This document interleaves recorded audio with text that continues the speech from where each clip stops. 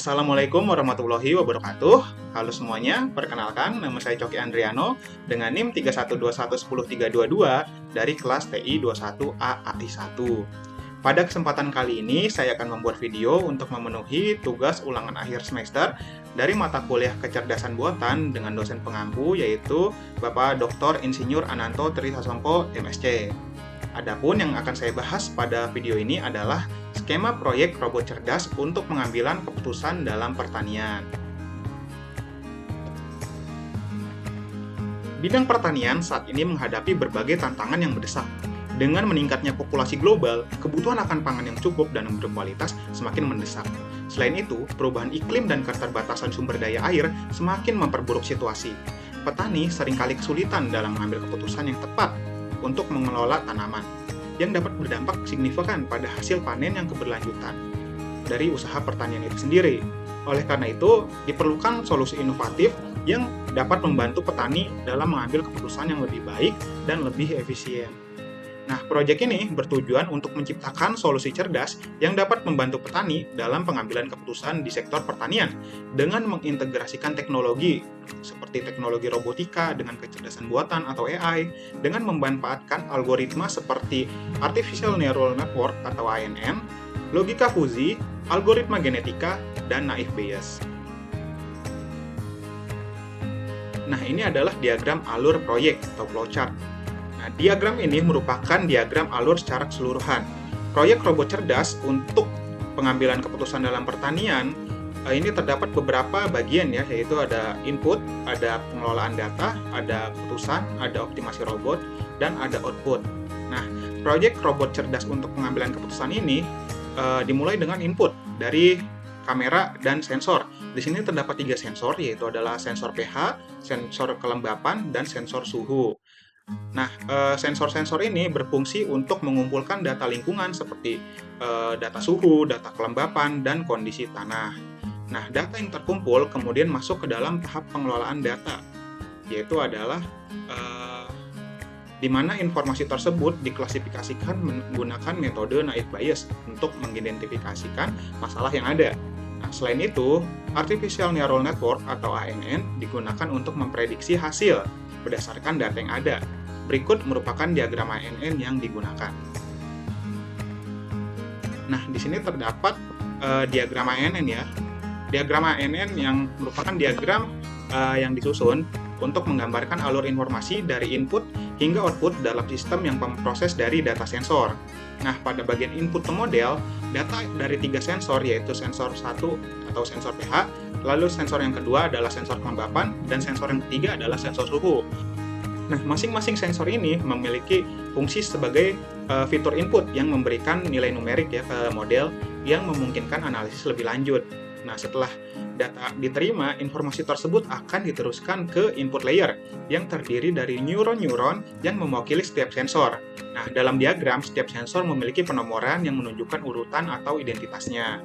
Nah, selanjutnya, data dari input layer diproses ke hidden layer yang terdiri dari beberapa neuron, ya, yaitu neuron 1, neuron 2, dan neuron 3.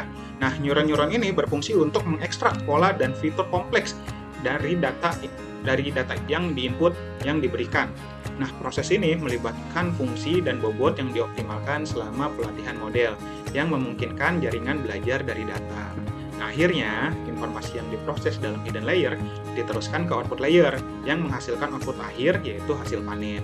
Nah, output ini merupakan hasil dari pengelolaan data yang dilakukan oleh neuron-neuron di hidden layer tadi, yang diharapkan memberikan prediksi atau informasi yang akurat berdasarkan data yang diinputkan. Nah, dengan demikian, diagram ini memberikan gambaran jelas tentang bagaimana data mengalir melalui setiap lapisan dalam jaringan syaraf dari input hingga menghasilkan output, serta menunjukkan pentingnya setiap komponen dalam proses pembelajaran mesin. Nah, sementara itu, terkait keputusan, di sini logika fuzi memberikan rekomendasi berdasarkan data yang tidak pasti. Berikut adalah tabel dari logika fuzi yang dibuat. Nah, misalkan di sini terdapat beberapa aspek, yaitu yang tadi adalah dari sensor, yaitu ada sensor kelembapan tanah, ada suhu, ada pH tanah, lalu ada rekomendasi tindakan. Nah, misalkan adalah kelembapan tanah posisinya adalah rendah, lalu suhunya tinggi, dan pH tanah dalam keadaan asam. Nah, rekomendasi yang akan diberikan oleh robot cerdas ini adalah menyiram tanaman. Sedangkan misalkan ketika kelembapan tanahnya itu adalah sedang, lalu suhunya itu sedang-sedang, dan pH tanahnya itu netral, maka rekomendasi tindakan yang diberikan adalah monitoring kondisi tanaman. Sementara jika kelembapan tanahnya itu tinggi, suhunya rendah, lalu pH tanahnya itu netral, maka robot ini akan merekomendasikan tindakan berupa memeriksa kemungkinan drainase. Nah, selanjutnya adalah tahapan optimasi robot. Dilakukan dengan menggunakan algoritma genetika yang mencari kombinasi tindakan terbaik berdasarkan analisis yang telah dilakukan.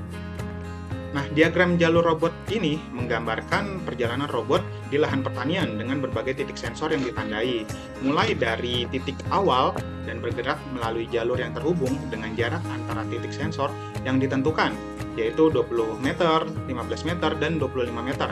Nah, jalur ini dirancang untuk menunjukkan rute paling efisien yang dapat diambil oleh robot dengan mempertimbangkan jarak yang harus ditempuh.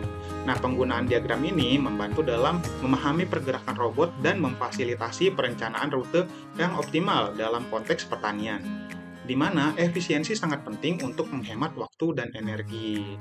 Nah, setelah semua analisis dan optimasi robot mengambil keputusan mengenai tindakan yang harus dilakukan, akhirnya output dari proses ini mencakup eksekusi tindakan, seperti menyirami tanaman, memberikan pupuk, menyemprotkan pestisida secara otomatis, yang diharapkan dapat meningkatkan hasil pertanian.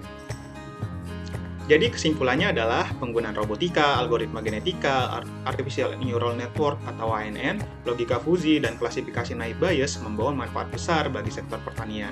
Robotika meningkatkan efisiensi dengan otomatisasi, sedangkan algoritma genetika membantu pemilihan varietas tanaman dan perencanaan rute. ANN memprediksi hasil dan mendeteksi penyakit. Logika fuzi memungkinkan pengambilan keputusan dalam kondisi tidak pasti, dan klasifikasi naive Bayes menganalisis data historis untuk prediksi yang lebih baik. Secara keseluruhan, integrasi teknologi ini tidak hanya meningkatkan produktivitas dan efisiensi, tetapi juga mendukung keberlanjutan dan pengelolaan sumber daya yang lebih baik di sektor pertanian. Sekian dari saya. Semoga apa yang saya sampaikan dapat menjadi ilmu yang bermanfaat untuk kita semua. Kurang lebihnya mohon maaf. Wassalamualaikum warahmatullahi wabarakatuh.